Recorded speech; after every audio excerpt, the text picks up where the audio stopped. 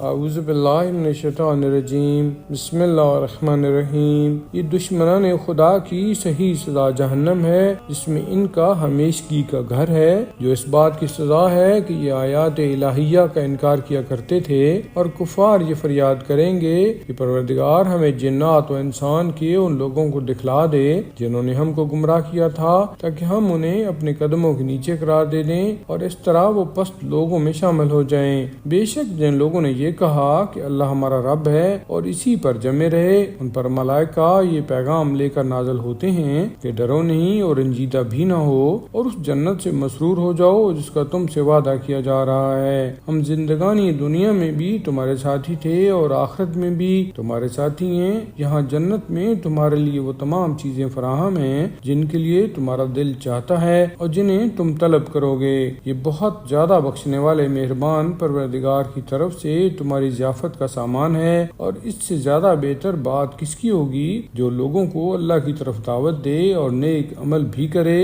اور یہ کہے کہ میں اس کے اطاعت گزار بندوں میں سے ہوں۔ نیکی اور برائی برابر نہیں ہو سکتی، لہذا تم برائی کا جواب بہترین طریقہ سے دو کہ اس طرح جس کے اور تمہارے درمیان عداوت ہے وہ بھی ایسا ہو جائے گا جیسا گہرا دوست ہوتا ہے، اور یہ صلاحیت انہی کو نصیب ہوتی ہے جو صبر کرنے والے ہوتے ہیں، اور یہ بات انہی کو حاصل ہوتی ہے جو بڑی قسمت والے ہوتے ہیں۔ اور جب تم میں شیطان کی طرف سے کوئی وسوسہ پیدا ہو تو اللہ کی پناہ طلب کرو کہ وہ سب کی سننے والا اور سب کا جاننے والا ہے، اور اسی خدا کی نشانیوں میں سے رات و دن اور آفتاب و ماہتاب ہیں، لہذا آفتاب و ماہتاب کو سجدہ نہ کرو بلکہ اس خدا کو سجدہ کرو جس نے ان سب کو پیدا کیا ہے، اگر واقعاً اس کی عبادت کرنے والے ہو۔ پھر اگر یہ لوگ عقل سے کام لیں تو لیں، جو لوگ پروردگار کی بارگاہ میں ہیں وہ دن رات اس کی تسبیح کر رہے ہیں اور کسی وقت بھی تھکتے نہیں ہیں، اور اس کی نشانیوں میں سے یہ بھی ہے کہ تم زمین کو صاف اور مردہ دیکھ رہے ہو، اور پھر جب ہم نے پانی برسا دیا تو زمین لہلہانے لگی اور اس میں نشو و نما پیدا ہو گئی۔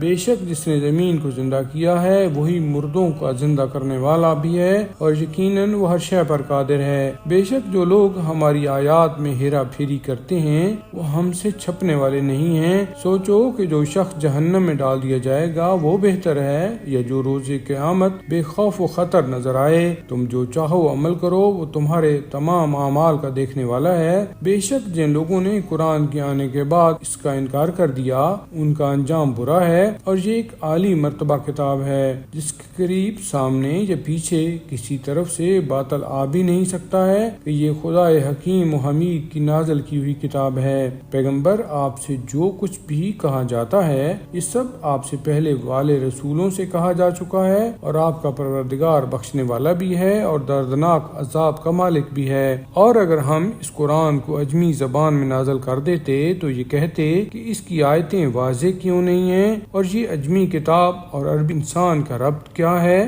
تو آپ کہہ دیجئے کہ یہ کتاب صاحبان ایمان کے لیے شفا اور ہدایت ہے، اور جو لوگ ایمان نہیں رکھتے ہیں ان کے کانوں میں بہرا پن ہے اور وہ ان کو نظر بھی نہیں آ رہا ہے، اور ان لوگوں کو بہت دور سے پکارا جائے گا۔ اور یقیناً ہم نے موسیٰ کو کتاب دی تو اس میں بھی جھگڑا ڈال دیا گیا، اور اگر آپ کے پروردگار کی طرف سے ایک بات پہلے سے طے نہ ہو گئی ہوتی تو اب تک ان کے درمیان فیصلہ کر دیا گیا ہوتا، اور یقیناً یہ بڑے بے چین کر دینے والے شک میں مبتلا ہیں۔ جو بھی نیک عمل کرے گا وہ اپنے لیے کرے گا، اور جو برا کرے گا اس کا ذمہ دار بھی وہ خود ہی ہوگا، اور آپ کا پروردگار بندوں پر ظلم کرنے والا نہیں ہے۔